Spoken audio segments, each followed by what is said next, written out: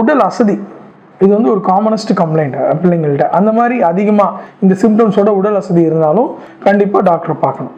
இதை பார்க்காம விட்டுட்டா, இந்த மாதிரி சிம்டம்ஸை வந்து தெரியாமல் விட்டுட்டா என்ன ப்ராப்ளம் ஆகுது அப்படின்னா, சுகர் ரொம்ப அதிகமாகும் போது குழந்தைங்களில் வந்து நிறைய பேருக்கு வந்து மயக்கம் ஏற்படலாம்.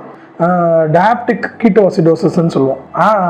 உடலில் இருக்க ஆசிட் பேஸ் தன்மை மாறுறதுனால பேஷண்ட் ரொம்ப சிக்காயிடுவாங்க. வயிறு வலி ஏற்படும், ஜுரம் மாதிரி இருக்கும், இன்ஃபெக்ஷன் வரலாம், மயக்கம் வரலாம், ஐசியூவில் அட்மிட் பண்ணுற அளவுக்கு கூட சிக்காயிடுவாங்க குழந்தைங்க.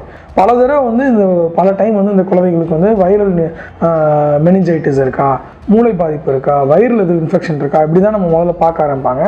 அப்படி செக் பண்ண ஆரம்பிச்சு தான் அந்த சுகர் இருக்குதுன்றதே கண்டுபிடிக்கிறாங்க பல தடவையில்.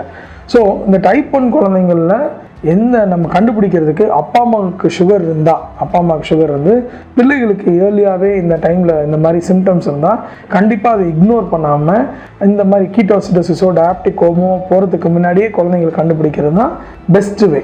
ஆனால் வந்து இவங்க யூஸ்வலாக டைப் 1 டயாபெட்டிஸில் சிம்டம்ஸ் இருக்கும், கண்டுபிடிக்கிற மாதிரி ஹெல்ப்ஃபுல்லாக தான் இருக்கும். மிஸ் பண்ணுறதுக்கான வாய்ப்பு ரொம்ப கம்மி இப்போ இருக்க அவேர்னஸ் இருக்க காலங்களில்.